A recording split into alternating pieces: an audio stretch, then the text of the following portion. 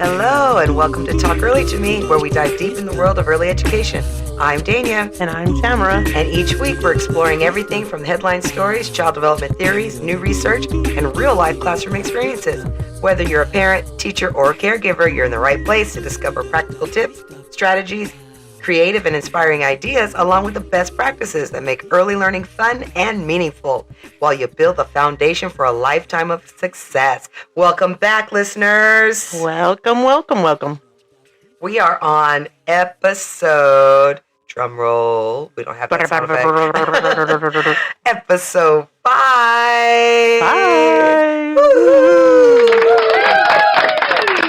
There's that cheer. Our favorite. So we are... that's the only one we've ever used. We have some other buttons to push, but I just don't know how well they'll... I'm not sure. Push one. Let's see.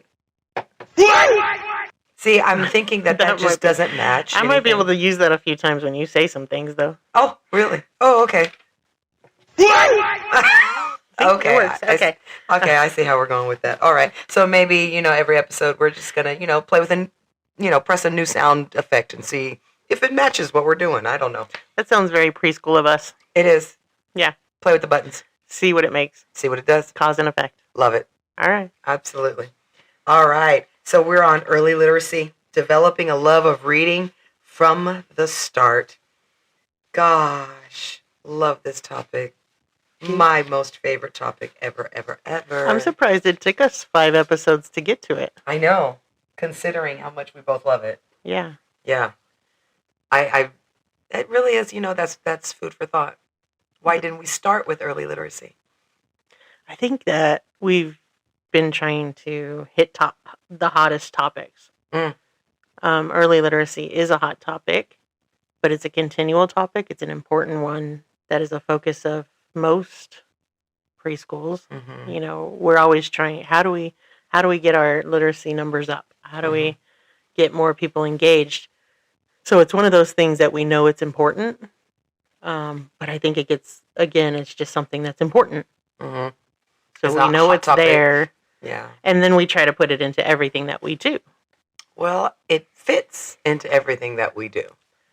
Early literacy and early math it's just what it is. Every new parent will be trained, if you will, into that topic.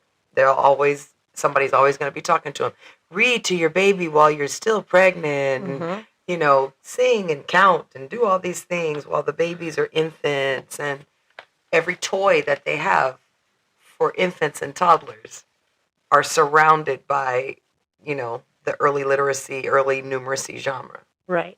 So, I mean, we say you talk to your baby from the beginning, not the baby talk, the motherese, if you will, but I'll just, talk about what you're doing and narrate all of your movements with them, and that's exposing them to language, which is the beginning skills of literacy.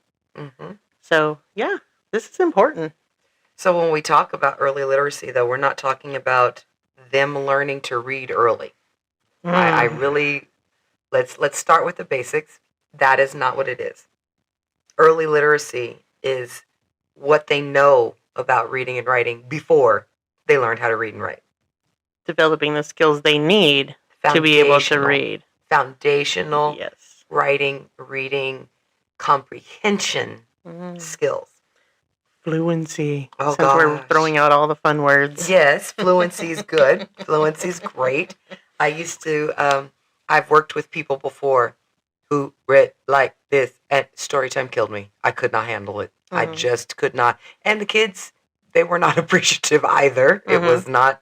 Story time was the time when we had the most, in that particular time frame, we had the most behavior issues during any time where there was reading going on, because there was no fluency.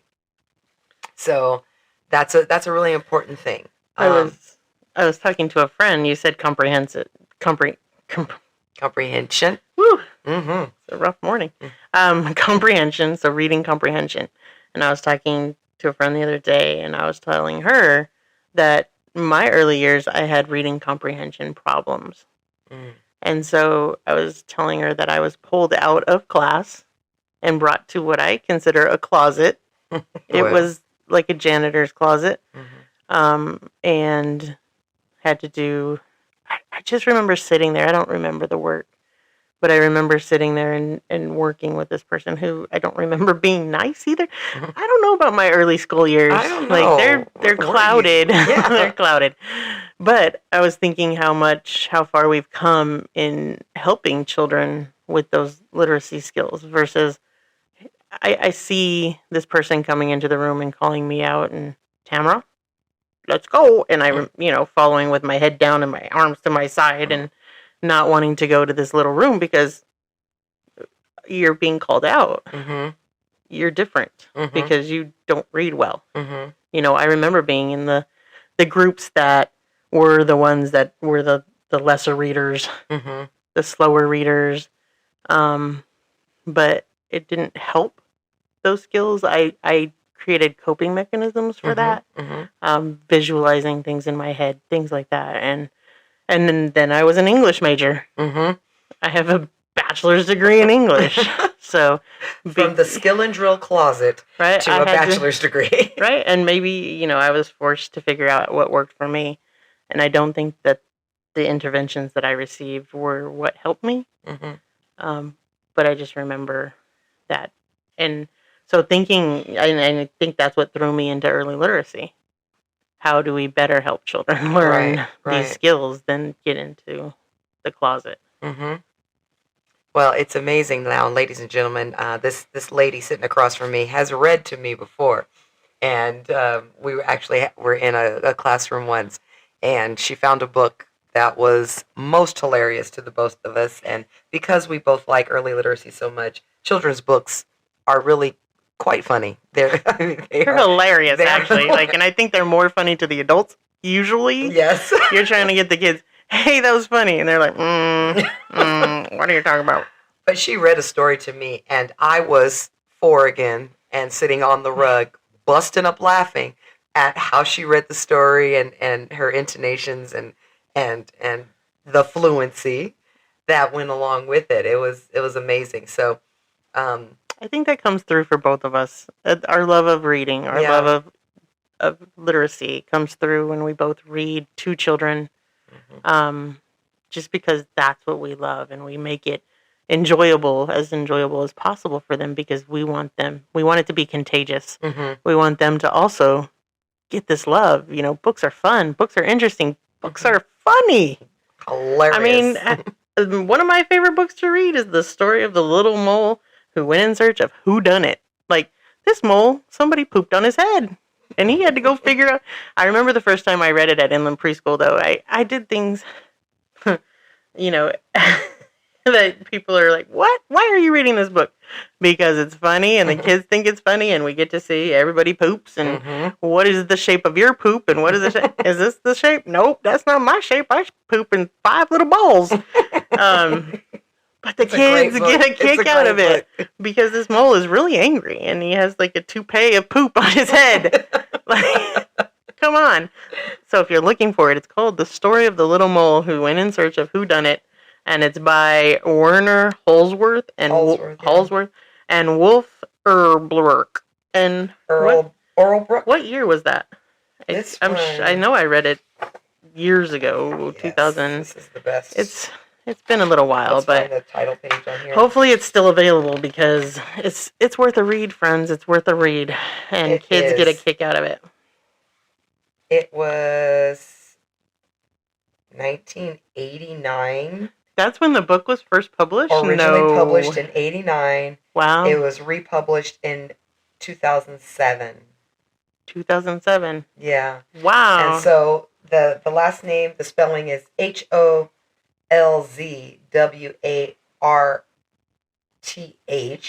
That's the first Warner's last name. And Wolf's last name is ERLBRUCH. The story of the little mole who went in search of whodunit. And let me tell you, even the picture on the front, he is walking with a purpose. Let me tell you, he's out for business. He meant to go find out. There's so many things that children, even counting, there was 5 little balls or, and they figure out, that wasn't that one. So just engaging them and trying to figure out, and you ask them, hey, who do you think done it? And they take guesses and make predictions, and it's just the things that you could do with just one book. Just one book, and you can just take it in all different directions with math and science, and it's the key to it, though, is what you said before. As long as you engage with it, you engage with the content of the book, you engage with the kiddos with the book, and you have the comprehension and the fluency. You're giving them the comprehension because they're the one. You're going to give it to them. They're going to think about it, and then they respond and react. But I had a little girl once that she was all about. I want to say it was a No David book, and every single day, free choice time came. She headed towards the library. She got that book out, and no matter where I was in the classroom, she plopped herself right next to me, and she reread it. And she wanted me to attend to her while she was doing it every single day. And I wanted her so badly to go on to another book. There was even another No David book. That was the one. But that was the one that she wanted. And that was the one that she was still gleaning information from. And it was still very enjoyable to her. When I actually changed out the library for the month, because I changed it out every month, and put new books in, her first look when she came into the classroom the next day, and there was no David book, devastation. Devastation. They like more than once. Yeah. We get tired of the repetition, but the children often don't. And we use an excuse of why we shouldn't read it anymore is because we've read it all these times. But they like to hear it over and over. I was just in a classroom last week. Last week I was covering, and No David was on the bookshelf. I think I read it 5 times. And then there was another book that another child picked, and he brought it to me, and he wanted me to read it. And I read it once before already, and in the same session. And I said, wow, this book is really long. It has a lot of words. And he says, well, I guess you need to practice. And I was like, okay, I see you. Yeah, I do need to practice. I guess I can read with a lot of words. You got to love the no filter of a 4-year-old. But the book was there, and they loved it. And one child I encouraged to read it themselves. You could read it. You've heard it, and there's not a lot going on in the No David books. Like you basically are No David chewing gum. It was the one at school where they had gum and the food fight in the cafeteria. Yes. And so they can read it themselves. They can read it, quotations, themselves. They memorize it, the rote learning that we do. But they're sometimes afraid to try because, I don't know, maybe past experiences. And I finally encouraged the child enough that they did read a few pages, but got real tired of it quickly. Like, not as fun as you reading it. Yeah. But it's just fun to be in the classrooms and be able to read these books with them and encourage them to read themselves. Actually, we did when we had some of the older kids in preschool, and that second semester where they were really starting to age up and the maturity level was there and stuff like that, I allowed them to be the guest reader. And so they would get to choose a book. They would take it home and quote unquote practice or whatever. And then on whatever specific day was their day, they would read their book at story time to the rest of us. And I would sit on the rug with everybody else and just sit there like and raise my hand to answer a question. And they did the whole bit. They became the teacher. And I think they loved that part, of course, the power of sitting in the chair and becoming the teacher. I had one of my assistants be like the facilitator and just kind of help them along should there be anything, so that I could be the willing participant and just kind of model how we behave for our friend who is reading, and we support them even though they may have skipped a page or, got the word wrong or, whatever they were doing it. And they reveled in it. They absolutely loved it. And those sets of kids, when they got to kindergarten, the reports back about their love of reading was what made my heart jump. I mean, it was just, I bet. That's amazing. oh, God, love it. So technically, if we were to go with all the textbook stuff, 5 stages of early literacy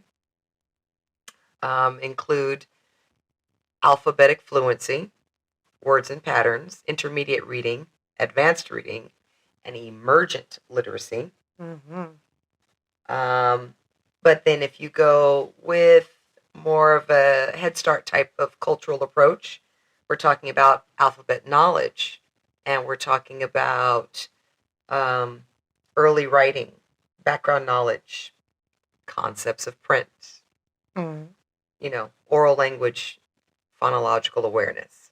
And I think that's the list that we in preschool attribute to early literacy more. Mm-hmm. I remember a time when there was a big, big stink about teaching phonics versus not teaching phonics, and the whole memorization thing. I know that they still have sight words in kinder and all of that good stuff, and that's fine, because those are some of the big beginning foundational little 3-word booklets that they learn to read, and everybody's so proud because what the and cat and looks like, and all that kind of stuff. But the children who are taught to read phonetically versus those who read by memorization, the fluency and the comprehension, there is a great divide in what you see the abilities are. Do you remember learning to read? I do. You do? I do. What do you remember? Well, it started at home. Mm-hmm. I do come from, of course, a family of educators. It did start at home, but what I saw at home was that reading was for leisure as well. Mm-hmm. It wasn't just for study. It was for leisure. And there were times when the whole house would be quiet and everybody would be reading. Mm-hmm. It was just, there was a certain time. I want to feel like it was at my grandmother's house, and it was a certain time of day when everybody just kind of settled in with a book. And for a good hour, it's just kind of what you did. They read the newspaper cover to cover. Of course, they read their Bibles, but then they also read for leisure, or they did word problems and like crosswords and word searches and all that kind of stuff. All of that language stuff Mm-hmm. was for leisure. It was for pleasure. Mm-hmm. And then when I went to school, good old Dick and Jane books. Still my favorite. I love it. I don't know why, but it was like first the red covers, then the blue covers, then the green covers. As you. Now I know why you liked it. What? It was very sequential, very organized. Very organized. You knew what was coming next. Mm-hmm. You knew what you were working through. Mm-hmm. It made sense for you. It did. It did make sense for me. But I think there was a lot of caring from the teachers that taught me to read. They really made sure, and I did go to a private school. Mm-hmm. And even though they didn't say that their basis was literacy, making sure that you read and understood what you read was a big thing.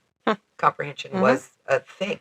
I don't remember anybody ever having the experience that you had being pulled out for reading. Mm-hmm. You may have been in a different reading group, but we were all in a reading group. Right. So what group you were in, to the rest of the kids, you were just in the blue group. Mm-hmm. That's the way it was presented. It wasn't the low group. It wasn't it never had that other connotation to it. It was always just A group and B group, or yellow group and red group, or whatever. Mm-hmm. And then what the teacher did with that group was what that group needed. Individualized. Mm-hmm. For the group. And that's where that happened. Makes sense. So I don't remember learning to read. I remember when words started. I remember being able to make out words. Mm-hmm. But I don't remember getting to the point of how I got there.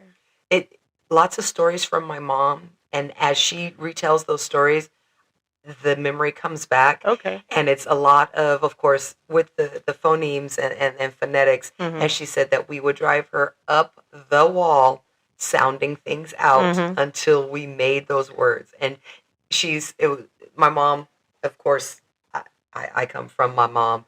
And so the dramatics and the over exaggeration that we put into our storytelling and stuff like that, it's there. But when you listen to her talk about me and my brother sounding out words and how long it took us to sound out cat and dog, and she would just say, you guys would just, we were just. I think we need to have her on the show. I think my mom would be a joyful addition. I think she would love that. I think it's time for us to start branching out and bringing some others in to give us some knowledge outside of ours. Lots of knowledge that's there. I can't wait to hear what she says. She will embarrass me. She will call me So out. We definitely don't want to have my mom on the show.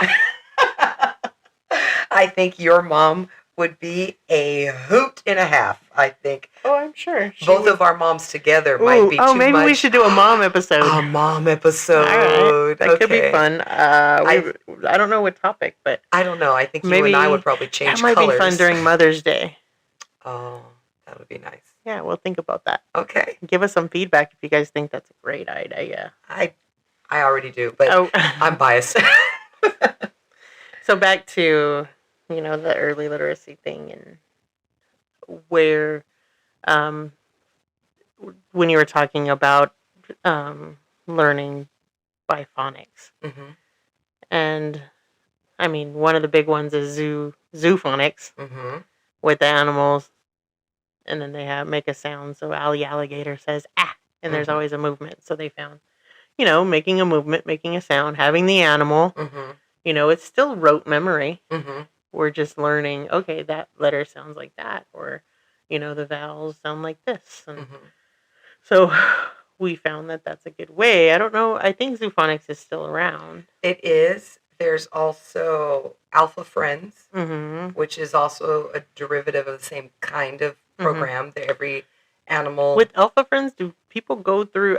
keep seeing that one on YouTube or whatnot, but do people go through training for Alpha Friends? There used to be. I don't know if there still is currently. Okay. But Alpha Friends, when I moved districts, I went from zoophonics to Alpha Friends.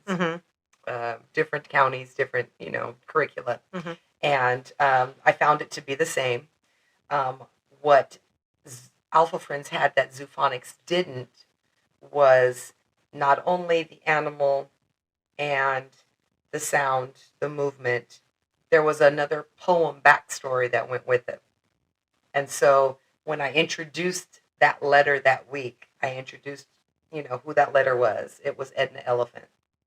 And then I had the posters, not the posters, because I hand wrote them. I couldn't just use somebody else's stuff. It just drove me up a wall.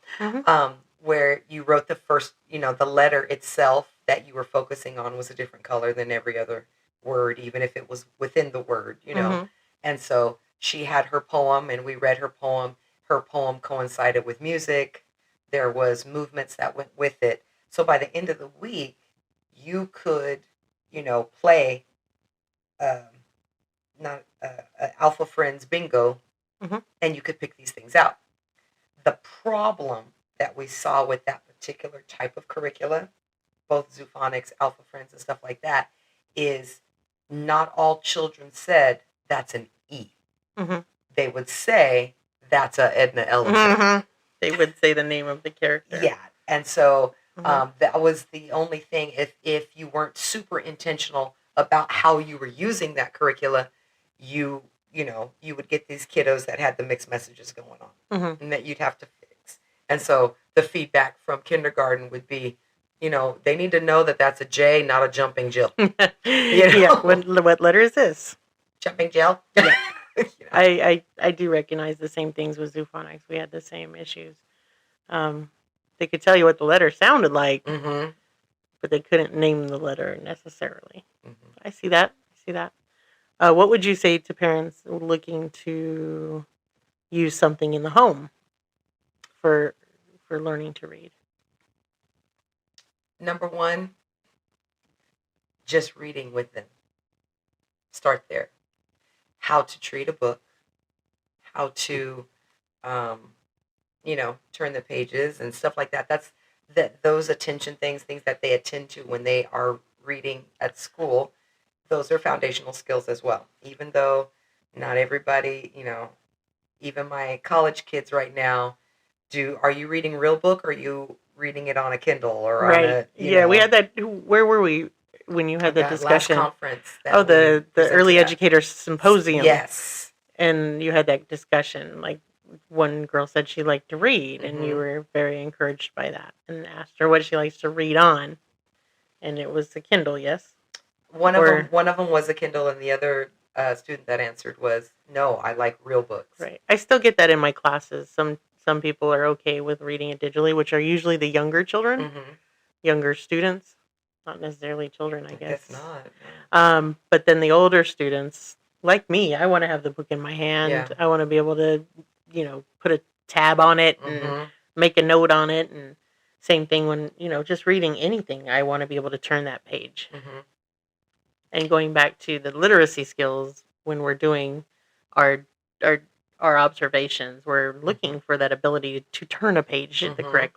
I mean, that's an early literacy skill that we're looking for. Mm-hmm. Hold the book right side up. Right. Let's start there. For sure.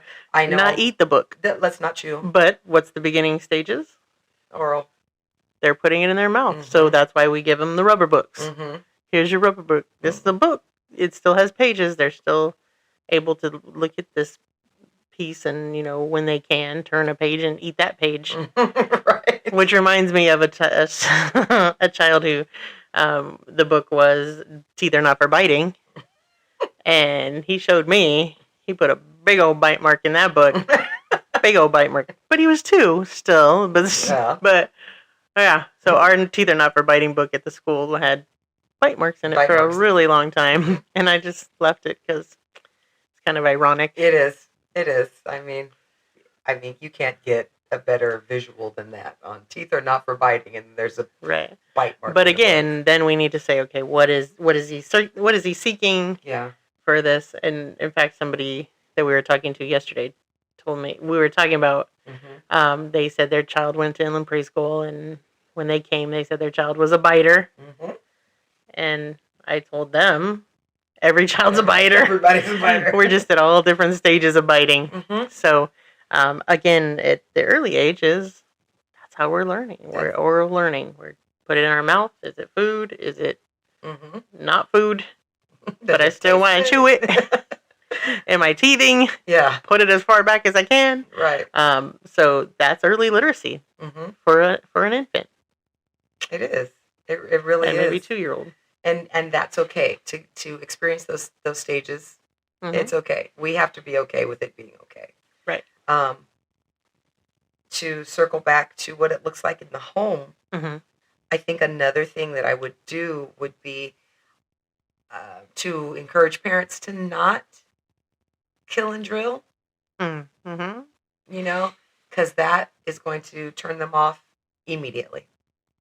Anytime I'm going to have to sit down with you and you're just going to show me a bunch of cards and then get mad at me because they're not right, I don't want to play with you anymore. Why would I play with you? That's not a game. That's not fun. It would be seek and find. Organic. Always. It's something,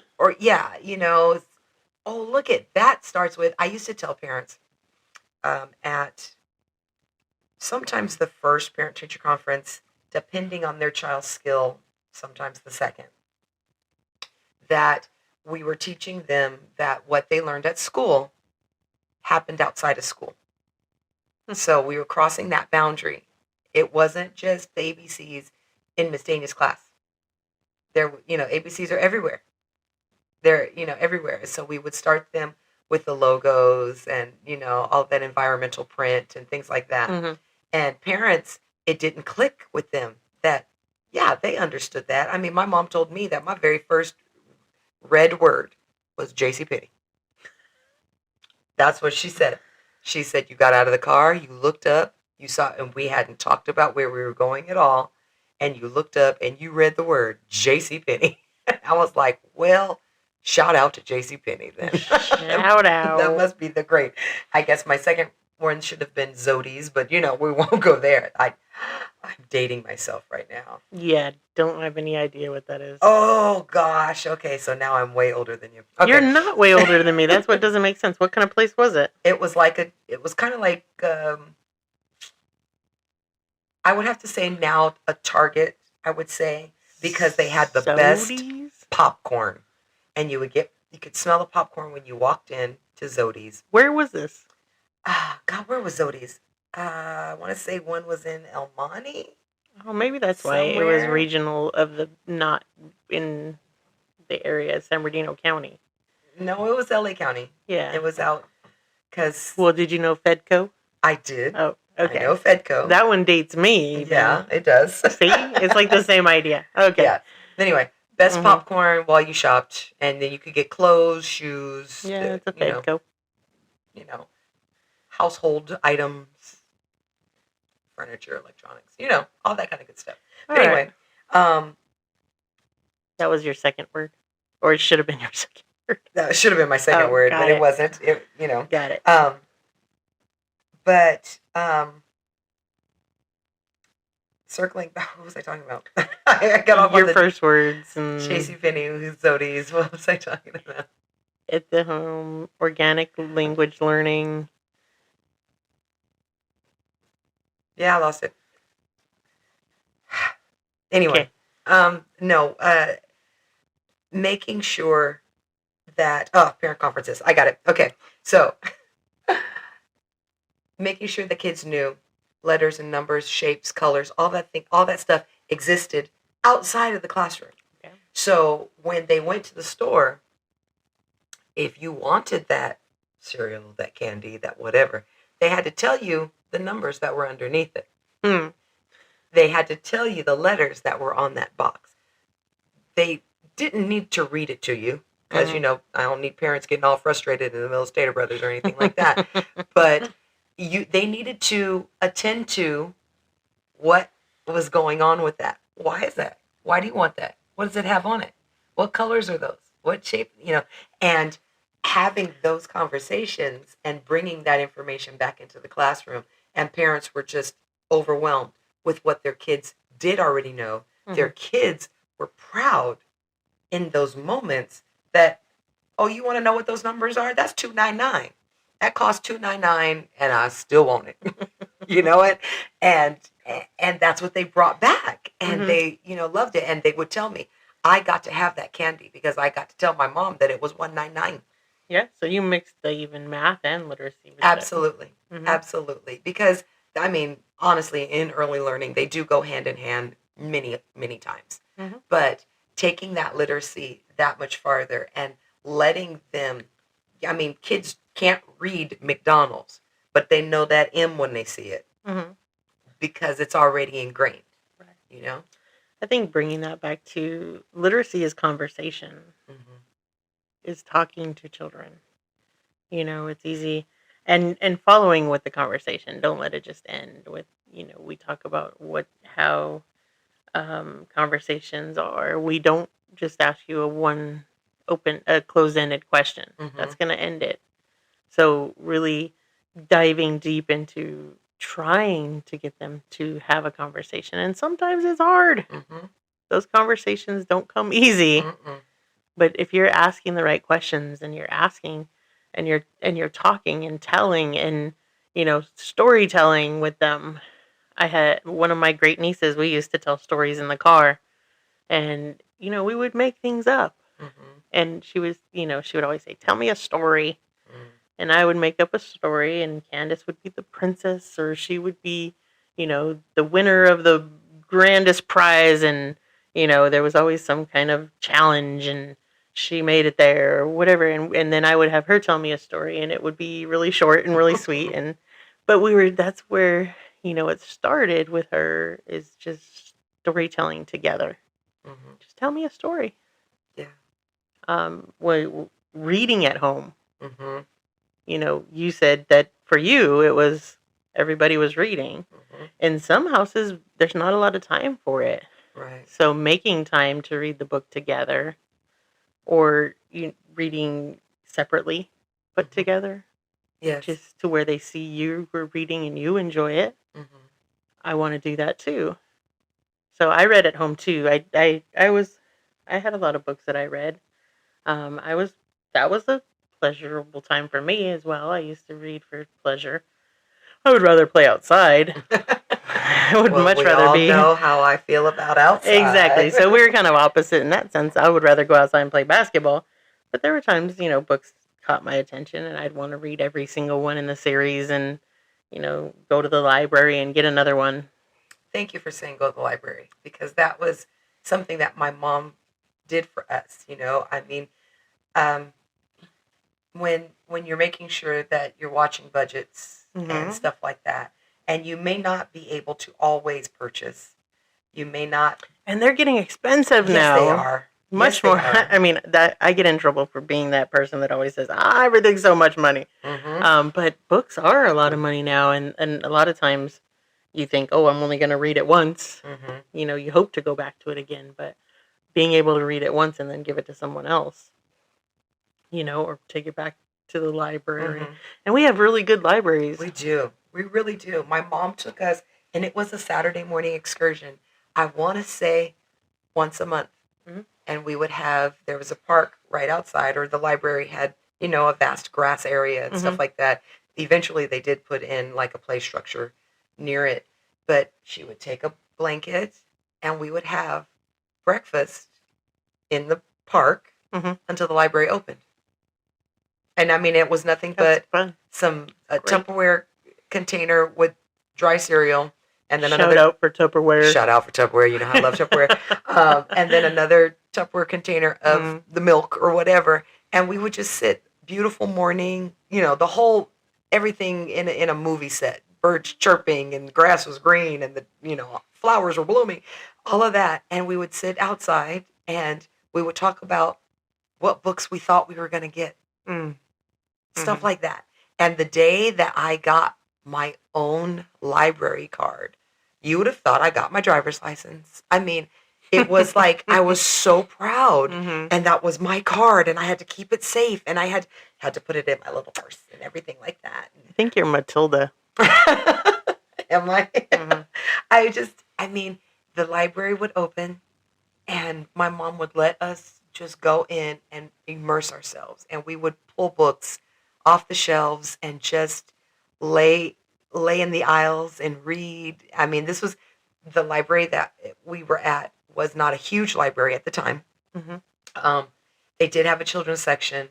I want to say they had a couple soft pieces of furniture, but definitely not the atriums of little people furniture and stuff that they build now. Yeah. But we would, but librarian would walk over us and keep on pushing. I mean, nothing big, just because there was kids laying in the section enjoying books. I mean, how do you tell a kid to stop? You don't.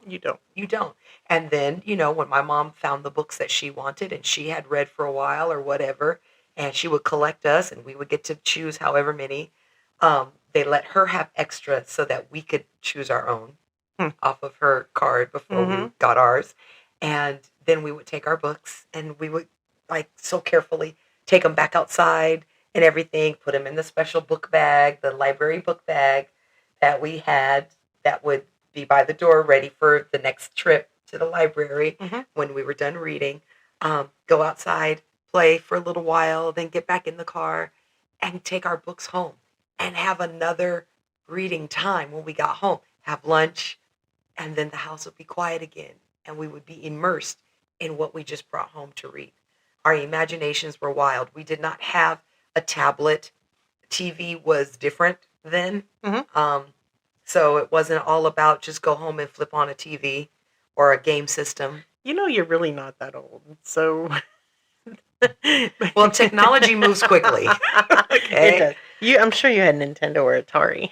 Not for a minute. Okay. Not for a minute. My mom was not down for a bunch of technology. I mean, I can see that, but I think that anybody hearing that story can hear the joy and the excitement still of having those experiences, and that's what we want to provide to all children. Yeah. So if you're a parent listening, caregiver, think about that. Think about how much joy Dania felt doing that with her family. It could be something that you could do and it costs nothing. Nothing.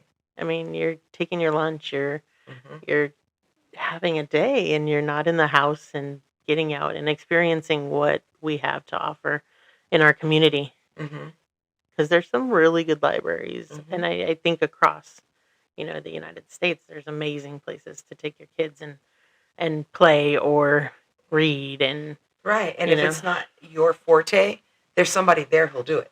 They offer so many story times. Yeah, find a story time. They offer the time when someone else will come and assist you in how to introduce literacy to your children. Maybe it's not your forte, but maybe it could be. Maybe you may also find some joy in reading and find what you like. So I agree. I mean, there's literacy. It just books make me happy. We pulled some books out just for fun before we started this recording, and they're laid across the floor. I know that one that I thought about. I like books that get children involved in them, and then making props and adding them to. They love a good prop. Always. So there's books like Chickens to the Rescue or Pigs to the Rescue, where at one point everyone has a pig in their hand, and you say "Pigs to the rescue," and everybody goes, "Oink, oink, oink, oink, oink." I love just it. things like that, or "Chickens to the Rescue," and they're involved in the book, and it's just so much fun. I mean, I guess you could hear it in us. Yeah. We like it. We hope you like it. I long for when I go back to classes and stuff like that. It makes me happy when kids are happy that it's story time. And if they're not happy that it's story time, that's where I want to coach that teacher. I want to coach that staff, and I want to redo their story time so that kids are always, I would have kids beg me, is it story time yet? Yeah. Is it time? With real books. With real books. I walked into a class one time, and the teacher was having story time, and everybody sat on the carpet, and they're looking at the teacher, and she pulls out an iPad, and it was a small iPad, and she played someone else reading the book on the iPad, and I could not believe it. We have access to all these books, and I was thinking, well, maybe they don't have access to the book. I soon learned that there definitely was access to books, but that was the choice that the teacher was making, not to read the book. And I didn't have it. I wasn't there long enough to engage with the teacher and make, why would you choose where everyone, instead of listening, they were all climbing over each other because they couldn't see. They couldn't see what was on the screen because it was so little. It took away from the joy. It took away from the experience, the engagement, so many things. So we want to make sure that we're reading books with children, real books, right? Big books, little books, poetry. There's something to be said. If the children can't listen very long, do a few poems. Expose them to storytelling. Expose them to different types, fairy tales. True life. Read about some of the people that are in our lives and history, or just there's so many different things, and every child doesn't like every genre. Right. I have a nephew who doesn't like to read, and we've been trying to find, well, maybe you just aren't reading the things that you like. He still hasn't found what he likes to read. It just isn't something that he truly enjoys, and no matter how hard we try, but we keep trying to get him to experience it like we do. Maybe someday he will. I'm sure he will. If not, just for necessity. Sometimes you just got to read something. You do have to read, and that's what he is. I have to read it. Okay. I'll get it done. I'm not going to enjoy it, but I'm going to do it. I want to give a shout out, though, to those people who are engaging and reading books online for kids who don't have that access. I know that me reading to my son drove him to find these people on YouTube, and he brings them to me and says, Mom, look at this book that she found. And we listen to her, sometimes a him, but her read these books. And we sit there cracking up watching that because it may not be a book that we own, but they read it with the same kind of joy and that I have. And so we want to make sure that, yes, there's a place. There is a place. I agree. I mean, I just made a video of you reading a book that that was used in a presentation. And I think it truly did engage the audience as you were reading. Like, I could see they wanted to hear the book, and they were high schoolers. Yeah. They were high schoolers, and the book was hilarious. It was about metamorphosizing butterflies, and the butterfly was very impatient. The impatient butterfly. The very impatient butterfly. Yeah. So, I mean, these things that are just funny and engaging, hilarious. And they said that Dana should be reading books on YouTube too, so that might be coming. Watch our channel. Yeah, you never know what's going to happen next. You never know. Yeah. All right, so that's it. Yeah, I mean, there's so much more, but so much more. We're gonna cut it there. If you have any questions or want any more information on early literacy, please feel free to reach out. You can send us a message within Buzzsprout. You can send us a message to our email. You can send us a message through our YouTube account. And we will make sure to look for any of the messages that come through and feature your questions on a later episode. All right? So, our next episode, we are going to be talking a little bit about special education. So we really want to dive into giving some information to our families out there about maybe what is an IFSP, an individualized family service plan that a 0 to 3-year-old would have, and how those are available to you that many people don't know if your children need help early. And then it goes into an IEP, and then maybe they need a 504. So all of these things that we're talking about in special ed that parents really don't know might not be available, or they don't know that they need them. How to get access to them. Advocates. What's developmentally appropriate assessments for them.